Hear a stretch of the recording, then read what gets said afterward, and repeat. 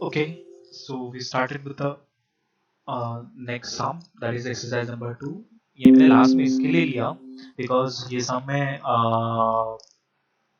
तीन चीजें पूछी गई हुई है। आपको तीन चीजें एक साथ पूछी नहीं जाएगी क्वेश्चन में, बिकॉज क्वेश्चन बहुत लेंदी हो जाता है एंड उसका वेटेज भी बढ़ जाता है। पर आपको 8-7 मार्क के लिए क्वेश्चन आते हैं, तो इसमें एक आध चीज मतलब पूछी जा सकती है। इसमें मतलब बेसिकली क्या इंपॉर्टेंट है इस क्वेश्चन में। प्रीवियसली आप सिर्फ क्या करते थे, अमाउंट अवेलेबल ऑफ फंड वगैरह निकालते थे, कॉस्ट ऑफ फंड्स निकालते थे, ठीक है। बट यहाँ पे इफेक्टिव कॉस्ट ऑफ फंड पूछा है, वो आपको निकालने को बोल सकते हैं। So therefore this exercise is important. ठीक है, पहले एक्सरसाइज देख लेते हैं, बाद में इसमें क्या है और कैसे कैसे करना है वो स्टार्ट करते हैं। देखते हैं exercise number 2। Under an advance factoring arrangement, Bhartiya Factory Limited has agreed to advance a sum of rupees 2 lakhs against the receivables purchased from Bills Limited. The factoring agreement provides for an advance payment of 80% of the value of factor receivables and for a guaranteed payment after 3 months from the date of purchasing the receivable. The advance carries a rate of interest of 60% per annum, compounded quarterly, and the factoring commission is 1.5% of the value of factor receivables. Both the interest and commission are collected upfront. ठीक है, क्या दिया है पहले देखते हैं। ये factoring company है भारतीय factors limited, as arrange factor of किसका, बिल्स लिमिटेड का। उन्होंने अरेंज करते हुए they have agreed that the advance of sum of rupees 2 lakh हम देंगे। आपका कितना भी एवरेज सेल्स होगा, हम उसके लिए एडवांस, हम जो एक आपके एवरेज सेल्स हो गए उसके बदले हम एडवांस कितना दे रहे हैं, सिर्फ 2 लाख रुपया दे रहे हैं। वो एडवांस पेमेंट जो दे रहे थे, फैक्टरिंग एग्रीमेंट प्रोवाइड फॉर है ना एडवांस पेमेंट, वो कितना है, 80%। मतलब गाइस क्या किया है, ये जो 2 लाख है वो 80% शो कर रहे हैं। तो इससे हम इजीली फाइंड आउट क्या कर सकते हैं, total average sales find out कर सकते हैं 100% के, nothing but cross multiplication. Okay, of the value of factor received or receivables and for a guaranteed payment after a 3 months, 3 महीने के गारंटी पीरियड दिया गया है। 3 मंथ मतलब कितना डेज हो गया, 90 डेज के लिए। They also advance carries a rate of interest 16% compounded quarterly. It's very specifically 16% पूरा पर एनम इंटरेस्ट रेट है, पर वो कंपाउंडेड क्या करता है, क्वार्टरली करता है। इसके लिए इफेक्टिव रेट ऑफ इंटरेस्ट आ जाएगा कैलकुलेशन के लिए। यहाँ पे सबसे इंपॉर्टेंट, नॉर्मली आपको सिर्फ 16% इंटरेस्ट रेट बोला जाता था, यहाँ पे कंपाउंडेड क्वार्टरली बोला गया है। and the factors commission is 1.5%, which is very nominal, जो हम पहले भी कैलकुलेट करते हैं। और ये बहुत इंपॉर्टेंट चीज बोली है, both the interest and commission are collected upfront। Factoring पढ़ते वक्त भी हमने देखा था, इंटरेस्ट और कमीशन जो भी फैक्टरिंग कॉस्ट होगी वो पहले डिडक्ट की जाती है और उसके बाद एडवांस अमाउंट दिया जाता है। मतलब ये 2 लाख पूरा मिलेगा क्या, नहीं, इसमें से ये दोनों चीजें हमें कैलकुलेट करनी पड़ेगी और माइनस करके हमें net fund available to the okay bills limited calculate करना पड़ेगा। और पहले वही चीज हमें दे दी गई है, एक मिनट मैं ऊपर लेता हूँ ये।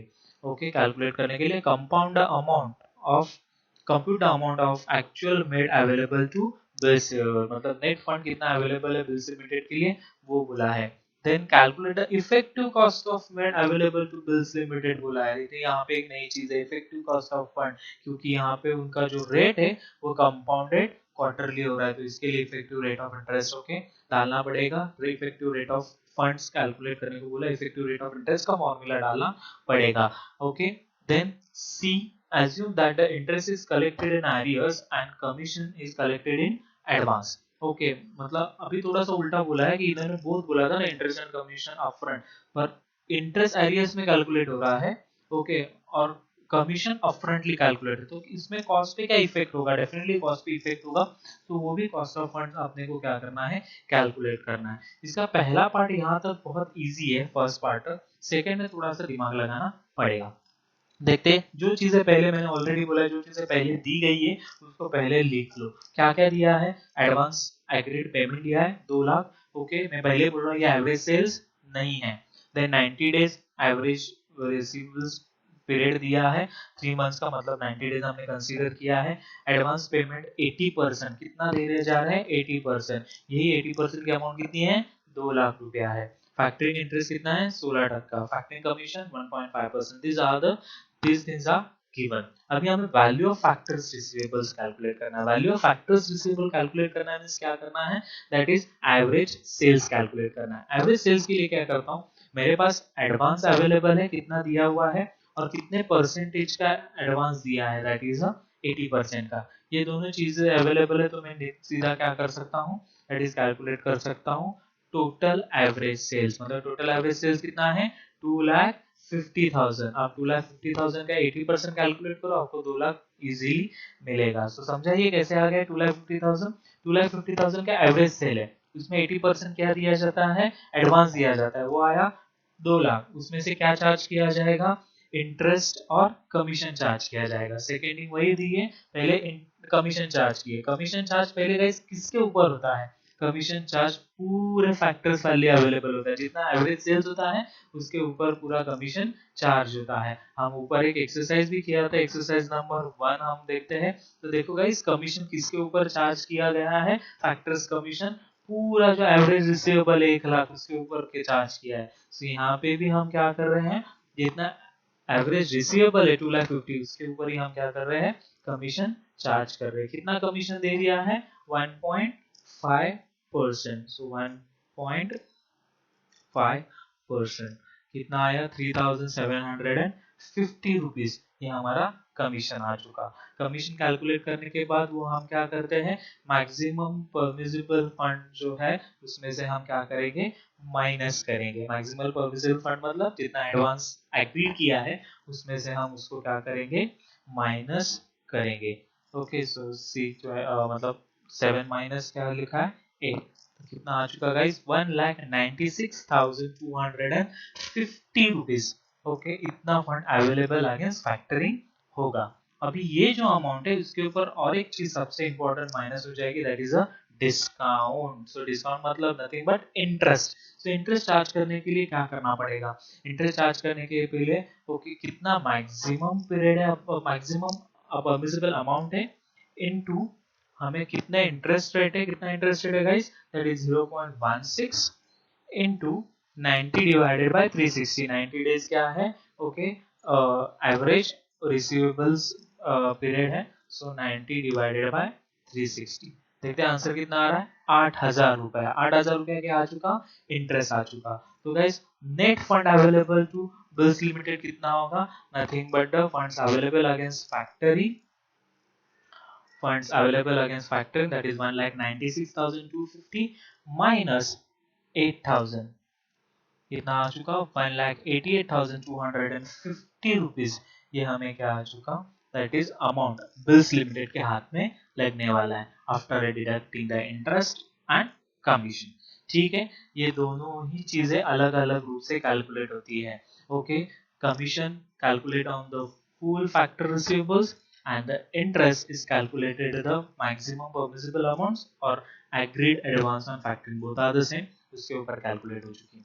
ठीक है, then discount charge express as a percentage against factoring. तो भाई हमें percentage of interest find out करना है, ओके अगेंस्ट फैक्टरिंग अमाउंट कितनी मिली उसके ऊपर, मतलब कितना डिस्काउंट चार्ज किया on the basis of whatever the funds made available. मतलब 8,000 डिवाइडेड बाय 1,88,250 परसेंटेज पूछा इसके लिए इंटू 100, वो आया 4.25%। Is that okay? सो इतना हमारा एक क्वार्टर में क्या चार्ज किया है, इंटरेस्ट चार्ज किया है। पर गाइस इंटरेस्ट ये नॉर्मल इंटरेस्ट है क्या, नहीं, क्या किया है, इफेक्टिव इंटरेस्ट है। तो हमें एनुअलाइज कैलकुलेट करने को बोला है। पॉइंट नंबर बी देखो हमें क्या पूछा है, point number B is calculate the effective cost of funds available to bills limited. Effective cost of funds पूरे साल का कितना, ओके ये effective cost of fund for 1 quarter that is 3 months के लिए। तो effective cost of fund for per quarter कितना दिया है, 4.25 परसेंटेज होगा। तो एनुअलाइज आरओआई कितना होगा, that is rate of interest कितना होगा। सो उसके लिए फॉर्मूला है, that is R is equal to 1 the whole bracket 1 plus R upon 100 into P upon N minus 1 the whole bracket complete into 100।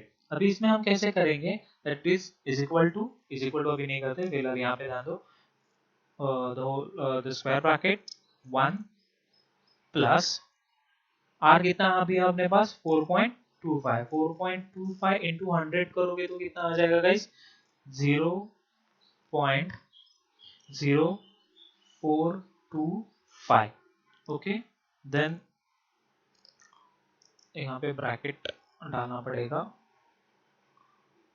Bracket complete, square root of, okay अभी कितना आएगा, square root of कितना आ जाएगा guys, हर इसमें कितने होते हैं months, एक साल में कितने क्वार्टर्स होते हैं, 4 क्वार्टर होते हैं, इज दैट ओके। सो हम जनरल लेते हैं, स्टैंडर्ड कैलकुलेटर लेते हैं, ये स्टैंडर्ड कैलकुलेटर लिया, ठीक है। So that is nothing but 12 महीने में 12 डिवाइडेड बाय 3 करोगे आप, आपको कितना मिलेगा, 4, that is this is a 4 quarter. So raise to कितना होगा यहाँ पे, ओके हमको क्वार्टर वाइज बोला है इन्होंने, कंपाउंड होता है, सो 4 क्वार्टर, तो रेस two is a 4 into 100, is that okay.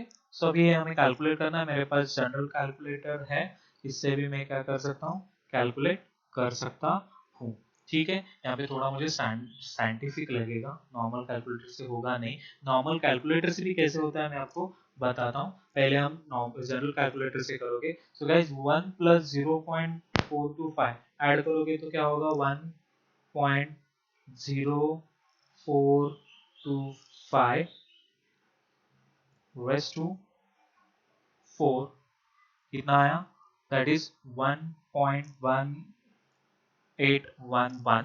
सो लिखते हैं 1. एक मिनट यहाँ पे देखते हैं यार, पहले यहाँ पे 1.1881 माइनस 1, जो मैंने लिखा ही नहीं यहाँ पे, एक्सट्रीमली सॉरी, -1 और ब्रैकेट कंप्लीट, सो -1 आ जाएगा यहाँ पे, -1 एंटर, इनटू क्या बोला है, -1 भी किया, अभी इनटू 100, सो इनटू 100 कितना आया guys, 18.11%। So this is answer, 18.11 percentage.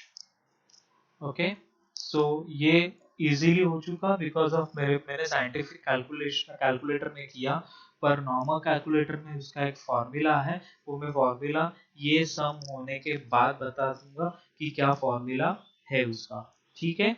सो पहले हम अभी बढ़ते हैं नेक्स्ट इसके लिए, दैट इज हमने अभी क्या कैलकुलेट किया, पॉइंट बी कैलकुलेट किया, that is what, calculate the effective cost of funds made available to bills limited। Okay, so bills limited को effective cost of interest annualize कितना पड़ा, 18.11% पड़ा। कुछ गधे ऐसे करते हैं, सर एक क्वार्टर का 4.25% है, इनटू क्या करते हैं हम, ओके मैं यहाँ पे दिखा दूं क्या करते हैं, दैट इज एक क्वार्टर का, नॉर्मल इसमें आते हैं स्टैंडर्ड, ओके एक क्वार्टर का कितना बोल दिया है उन्होंने, oh my battery is drain out, wait, एक क्वार्टर का 4.25 है, तो उसको इंटू 4 करोगे तो आ जाएगा 17%, सर 17% लिखा है, नहीं देखो गाइस 4.25 पर क्वार्टर इंटू 4 करोगे तो 17 आ जाएगा, ठीक है। पर प्रॉब्लम इज दैट हमारा एनुअलाइज, हमने इफेक्टिव रेट ऑफ इंटरेस्ट का क्या किया है, ओके फॉर्मूला डाल के निकालने के बाद हमारा 18.11%, which is very much, okay क्या बोलते हैं, जस्ट मैथमेटिकली करेक्ट आंसर, ठीक है। नेक्स्ट अभी हमें बोला है, if the cost of factoring collected in advance and effective then effective cost of calculate करना है। So cost of factoring advance में कलेक्ट किया होगा तो then what exactly they have wanted to say, that is funds available if factoring cost is taking in advance। so 7 minus 8 जो हमारा है, ये जो अमाउंट है ये हमने एज अ एडवांस में ही ले लिया, तो एक्सट्रीमली सॉरी, 7 माइनस 8 जो अपना वो नॉर्मल चीज है यहाँ पे, 7 is maximum permissible factoring advance minus 8, okay 1,96,250, तो इंटरेस्ट क्या हो जाएगा, सो यहाँ पे 7 इंटू 4 इंटू 90 डिवाइडेड बाय 360, ठीक है। सो what we have to do here right now, यहाँ पे 7 नहीं आएगा, यहाँ पे 13 आ जाएगा, ठीक है। क्योंकि हम एडवांस में कैलकुलेट कर रहे हैं, यस और नो। सो देखते हैं यहाँ पे क्या चेंजेस हो जाएंगे इस सम्स को, क्योंकि हमने यहाँ पे क्या किया था, ओके 8000 हमने क्या किया था, पहले ही चार्ज किया था, अपफ्रंट चार्ज किया था, इसके लिए वो माइनस किया हमने, ठीक है। अभी हम क्या कर रहे हैं, ये 8000 बाद में चार्ज कर रहे हैं, एरियस में चार्ज करना है। So therefore we have to calculate on the basis of this. तो देखते हैं,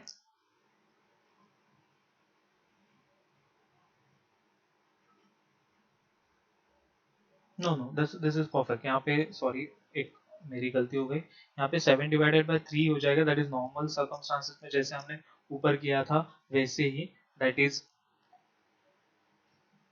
this amount into 0.16 into 90 divided by 360।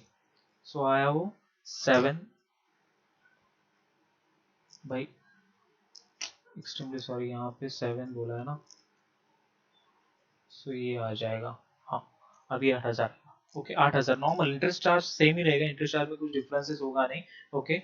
But the problem is that अभी हम क्या कर रहे हैं, discount charge expresses as against factory. अब ये हमने एरियर्स में ले लिया, एरियर्स मतलब बाद में लेने की हमने कोशिश की, पहले हमने कट किया नहीं। तो हमारे परसेंटेज ऑफ इंटरेस्ट रेट में क्या डिफरेंस होगा, क्योंकि अभी हमने क्या किया था, यहाँ पे हमने ये माइनस 8000 माइनस होने के बाद जो हमें फंड अवेलेबल अमाउंट थी, ओके उसके ऊपर हमने परसेंटेज चार्ज किया था, डिस्काउंट चार्ज किया था, okay that is 8000 divided by 1,88,250। अभी हम वैसे नहीं कर रहे, अभी हम क्या कर रहे हैं, 8000 divided by the funds available, okay 8000 divided by funds available against factoring, इसको हम क्या कर रहे हैं, मल्टीप्लाई डिवाइड करके पर इंटू 100 करे, परसेंटेज निकाल रहे, तो हमारा परसेंटेज डेफिनेटली चेंज होगा, दैट इज 0.408। ठीक है, इन दोनों का डिफरेंस मैं बताता हूँ what exactly we have done, and हमने ये करने को क्यों बोला, बिकॉज ऑफ एक ओनली एक ही चीज के कारण हमें दो चीजें यहाँ पे स्पेसिफिक की थी। यहाँ पे हमने फैक्टरिंग एंड कमीशन को पहले ही चार्ज करने के बाद जो अमाउंट मिला अवेलेबल, उसके बेसिस में हमने डिस्काउंट का परसेंटेज निकाला। यहाँ पे हमने क्या किया, डिस्काउंट सेम है पर डिस्काउंट अभी हम कैलकुलेट नहीं करेंगे, हमें डिस्काउंट का परसेंटेज कैलकुलेट करना है ऑन द बेसिस ऑफ जितनी अमाउंट अवेलेबल थी डिस्काउंट के पहले उसके हिसाब से। Is that okay? इसमें थोड़ा सा कंफ्यूजन होने की ओके आपको चांसेस है। Again I am okay explain okay with the help of this. पहले इसमें हमने क्या किया, हमको बोला भी गया था, अभी ये मैं बंद करता हूँ, हमको बोला भी गया था कि वेट ऊपर एक है यहाँ पे line, both the interest and commission are collected upfrontly. जो सारे फैक्टरिंग में होता है, पहले कमीशन और इंटरेस्ट चार्ज किया जाता है और उसके बाद पैसा दिया जाता है। तो हमने क्या किया, हमने भी कमीशन और इंटरेस्ट चार्ज किया और जो फंड अवेलेबल था उसके उसको कैलकुलेट किया, जो fund available made to available to vessels दिया था वो कैलकुलेट किया। यहाँ पे उसका जो परसेंटेज निकालने को बोला था, वो ये जो परसेंटेज था वो हमने ना किसके बेसिस पे निकाला था, that interest divided by the funds made available after deducting the commission as well as what, the interest. यहाँ पे हमें क्या बोला है कि अभी हम फैक्टरिंग कॉस्ट जो इंटरेस्ट है वो हम एरियर्स में कैलकुलेट करेंगे। तो इसमें हमने क्या किया, इसमें कैलकुलेट करते वक्त हमने interest divided by funds made available, that is this amount, we are not calculated on this, we are calculating on this because ये amount हमने डिडक्ट की नहीं। तो उसके बेसिस पे हमने चार्ज किया, सिर्फ कमीशन अपफ्रंटली चार्ज किया, उसका डिडक्शन करके जो अमाउंट आई दैट इज 1,96,250 उसके ऊपर चार्ज किया। तो इसका परसेंटेज डेफिनेटली रिड्यूस होने वाला है, दैट इज 4.08। ठीक है, सो इसका भी अपने को एनुअलाइज फैक्टरिंग कॉस्ट कैलकुलेट करने को बोला है, तो उसका भी सेम ही आ जाएगा, square bracket into circle bracket 1 plus 0.0408 आएगा अभी, okay circle bracket close, raise to कितना आएगा, 4 ही आ जाएगा, क्वार्टर कुछ सही नहीं होगा, -1 square bracket close into 100। Okay so देखते हैं इसका आंसर कैसे आएगा। कैलकुलेटर है, मैंने बंद कर दिया कैलकुलेटर, कैलकुलेटर ओपन करते हैं, देखते हैं आंसर कैसे आ रहा है। साइंटिफिक लेना पड़ेगा। मैं बोला स्टैंडर्ड कैलकुलेटर में आएगा नहीं, स्टैंडर्ड का कैसे आता है मैं बताता हूँ स्टोरी। ओके सो ये दोनों का एडिशन हो जाएगा, एडिशन होके उनका अमाउंट आएगा 1.0408 स्क्वायर रूट ऑफ भाई हो square root of 4 enter minus क्या है 1 एंटर इनटू 100 दैट इज 17.346 है, 6 है मतलब 5 के ऊपर है तो राउंड ऑफ करेंगे 17.35%, 17.35%। सो गाइस समझा कितना डिफरेंसेस आ रहा है। ओके अपने अपफ्रंटली पहले इंटरेस्ट और कमीशन चार्ज किया तो आपका एनुअलाइज इंटरेस्ट रेट और डिस्काउंट ऑन पर क्वार्टर भी बढ़ता है, दैट इज 4.25 हो चुका discount charge interest rate against factory, और एनुअलाइज कॉस्ट ऑफ फैक्टरिंग 18.11% हुआ। और इस सब में अब एरियर्स में मतलब नेक्स्ट इसमें कैलकुलेट करोगे मतलब इंटरेस्ट का पोर्शन कैलकुलेट डिडक्शन कैलकुलेट ना करते। Okay I am making a confusion right now guys. Okay इस पोर्शन में हमने क्या किया 8,000 का इंटरेस्ट ओके डिडक्ट करके जो फंड मेट्स अवेलेबल है उसके ऊपर ना करते हुए that is only the funds available against factoring के ऊपर चार्ज किया तो डेफिनेटली हमारा डिस्काउंट चार्ज भी कम आ चुका एंड एनुअलाइज इंटरेस्ट भी हमारा क्या हो चुका कम हो चुका। ठीक है so this is basically guys exercise, ये थोड़ी सी यहाँ पे ट्रिकी हो जाती है। ठीक है पर यहाँ पे हमेशा याद रखो कि अपने को कौन सी चीज है मतलब यहाँ पे पहले यहाँ पे कैलकुलेशन करते वक्त हमें जो अमाउंट लेनी है डिनोमिनेटर में। ओके गाइस डिनोमिनेटर में मतलब नीचे के पार्ट में। सो यहाँ पे हमें इंटरेस्ट माइनस करते हुए अमाउंट लेनी है। सो यहाँ पे हमने वो चीज ली। Is that okay and sorry calculation of this okay we have to calculate what that is ये दोनों पार्ट हमने कैलकुलेट किए 8,000 डिवाइडेड बाय 1,88,250 और ये अमाउंट कैलकुलेट करते वक्त हमने क्या किया okay 8,000 divided by 1,96,250 okay so this amount is nothing but factors available against factoring के okay if you have any doubt so you can freely call to me okay related to this question। ठीक है I know यहाँ से पढ़ाना थोड़ा सा difficult है मेरे लिए भी बहुत डिफिकल्ट है। ठीक है अभी सबसे इंपॉर्टेंट पार्ट सर ये कैलकुलेट कैसे करें इन नॉर्मल कैलकुलेटर। आपके कैलकुलेटर में ये साइन होगा तो कुछ प्रॉब्लम नहीं पर नॉर्मल जो बनिया कैलकुलेटर होता है उसमें ये साइंस होती नहीं है। सो उसके लिए बहुत सारी स्टेप्स करनी पड़ती है। सो स्टेप्स क्या करनी पड़ती है तो मैं बताता हूँ। ओके मेरे पास रूट का साइन नहीं तो मैंने रूट का साइन देखा था। ओके आपके इस पे एक रूट का साइन होता है जो कुछ इस प्रकार से दिखता है। कहाँ गया भाई स्टैंडर्ड कैलकुलेटर लेते हैं।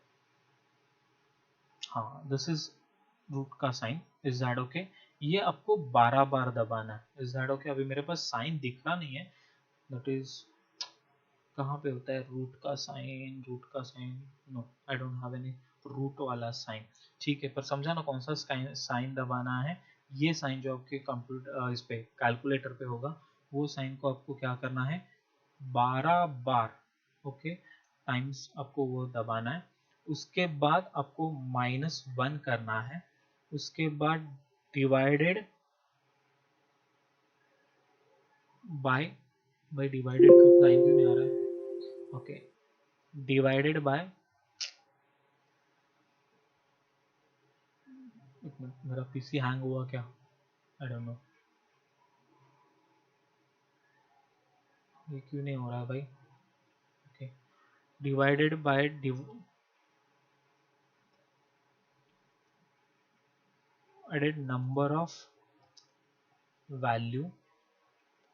यहाँ पे नंबर ऑफ वैल्यू क्या है इधर मैं रूट लिखता हूँ मतलब आपको समझेगा रूट साइन 12 टाइम्स दबानी है आपको फिर -1 करना this is the first step this is second step this is third step divided by number of value divided of number of value मतलब यहाँ पे कौन सी वैल्यू आ जाएगी 1.0425। ठीक है ये वैल्यू आपको डालना है। देन फोर्थ आपको क्या करना है ओके +1 दबाना है। फिफ्थ में आपको क्या करना है, that is fifth part, sorry यार ये ऐसे क्यों होता है, +1, ठीक है, ये दबाना है। यहाँ पे आपको प्लस का साइन दबाना है यार, प्लीज आ जा भाई, +1 का साइन दबाना है। देन शिट, फिफ्थ में आपको इनटू इज इक्वल टू 12 बार दबाना है, टाइम्स, एंड देन